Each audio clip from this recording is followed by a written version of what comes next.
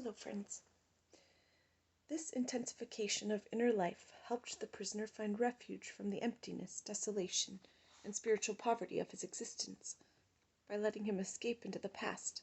When given free rein, his imagination played with past events, often not important ones, but minor happenings and trifling things.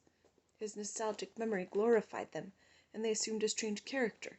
Their world and their existence seemed very distant, and the spirit reached out for them longingly. In my mind, I took bus rides, unlocked the front door of my apartment, answered my telephone, switched on the electric lights. Our thoughts often centered on such details, and these memories could move one to tears. As the inner life of the prisoner tended to become more intense, he also experienced the beauty of art and nature as never before. Under their influence, he would sometimes even forget his own frightful circumstances. If someone had seen our faces on the journey from Auschwitz to a Bavarian camp as we beheld the mountains of Salzburg, with their summits glowing in the sunset, through the little barred windows of the prison carriage, he would never have believed that these were the faces of men who had given up all hope of life and liberty. Despite that fact, or maybe because of it, we were carried away by nature's beauty which we had missed for so long.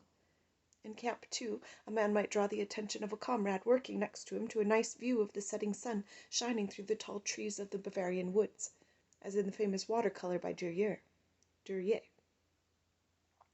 same woods in which we had built an enormous hidden munitions plant.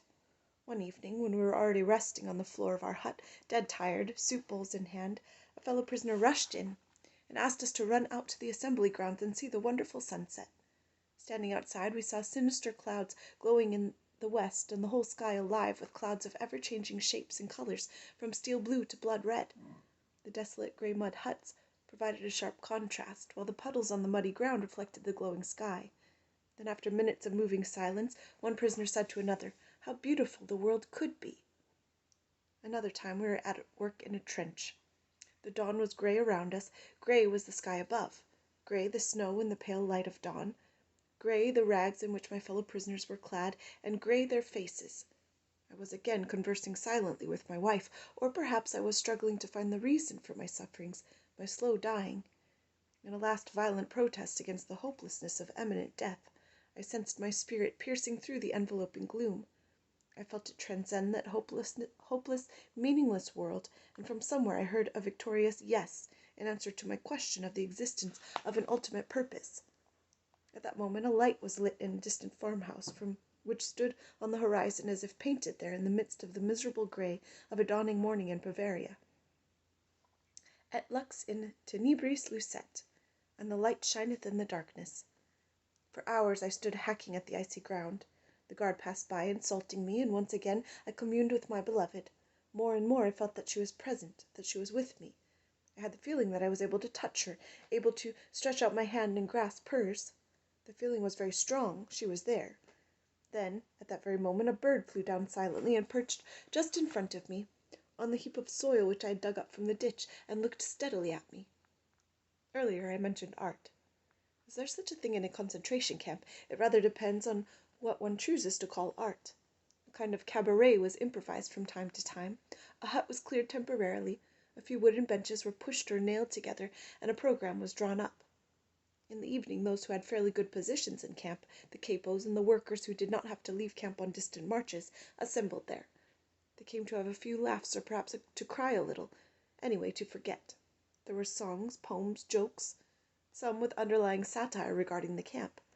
All were meant to help us forget, and they did help.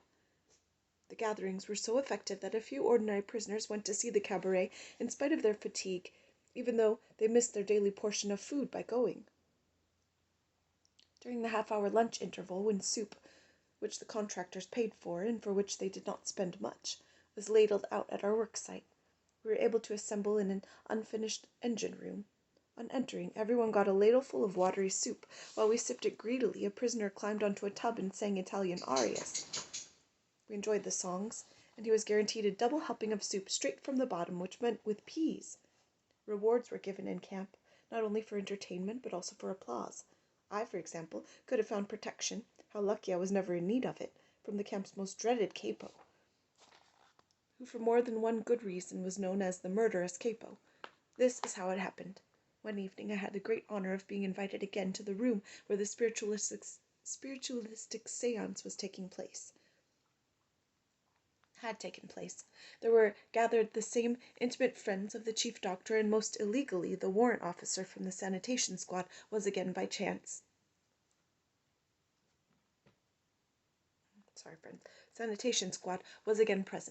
The murderous capo entered the room by chance.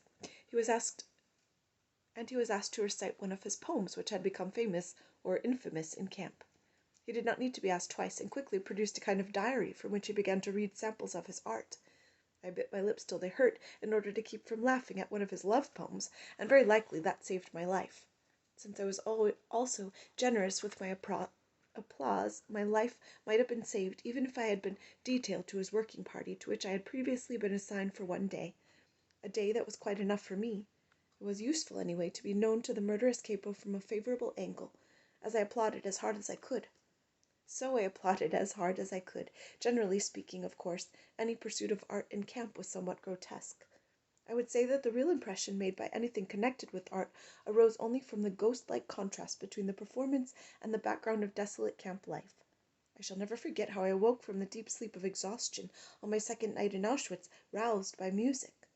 The senior warden of the hut had some kind of celebration in his room, which was near the entrance of the hut. Tipsy voices bawled with some hackneyed tunes. Suddenly there was a silence, and into the night a violin sang a desperately sad tango, an unusual tune, not spoiled by frequent playing. The violin wept, and a part of me wept with it, for on that same day someone had a 24th birthday.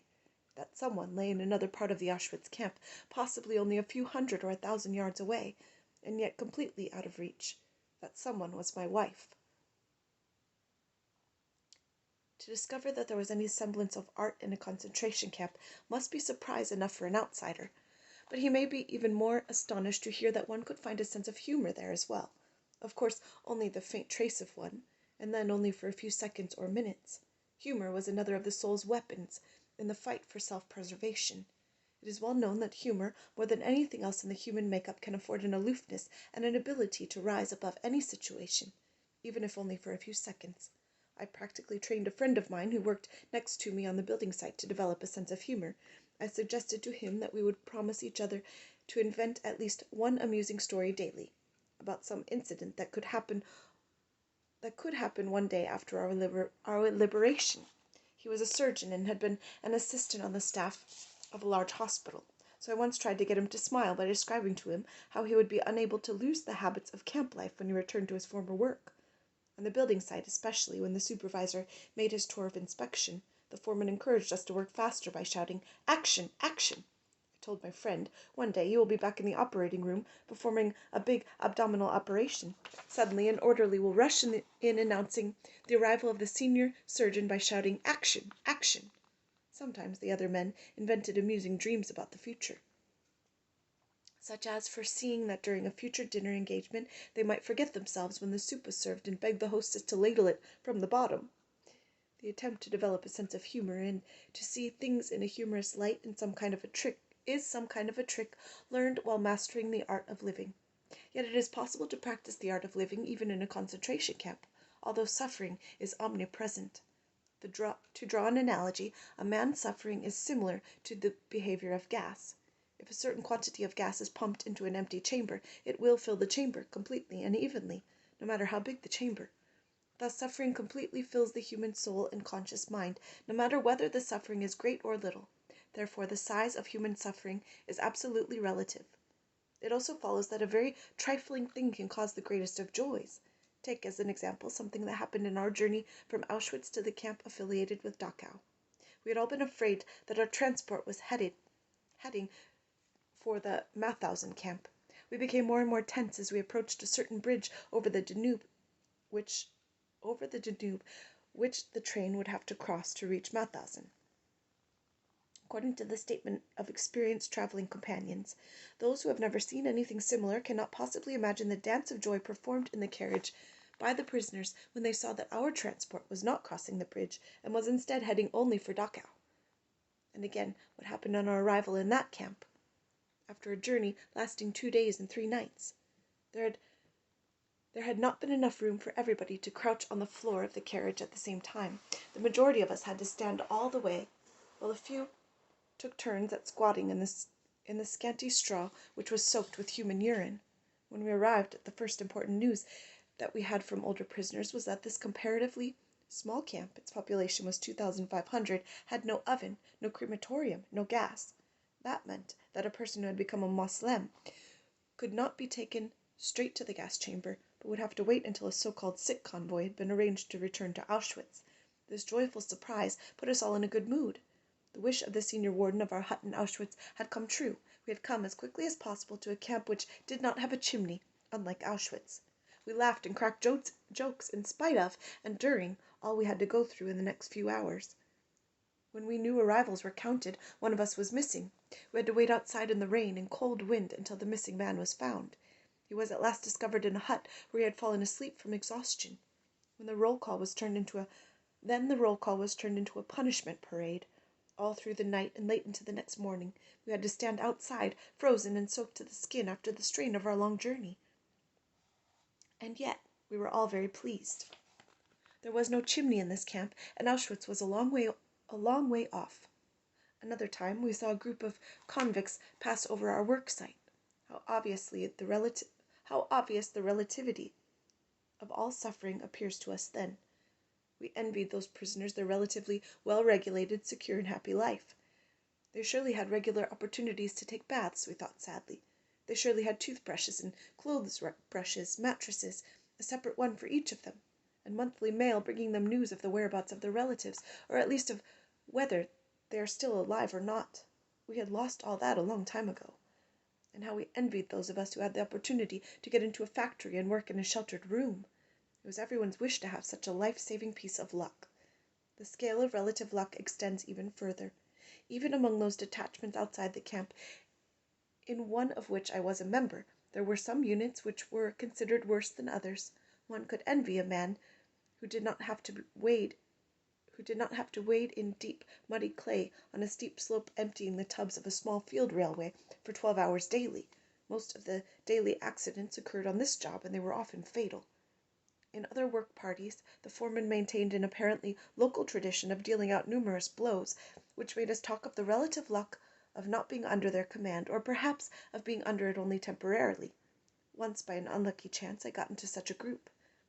If an air raid alarm had not interrupted us after 2 hours, during which time the foreman had worked on me especially, making it necessary to regroup the workers afterwards, I think that I would have returned to camp on one of the sledges which carried those who had died or were dying from exhaustion.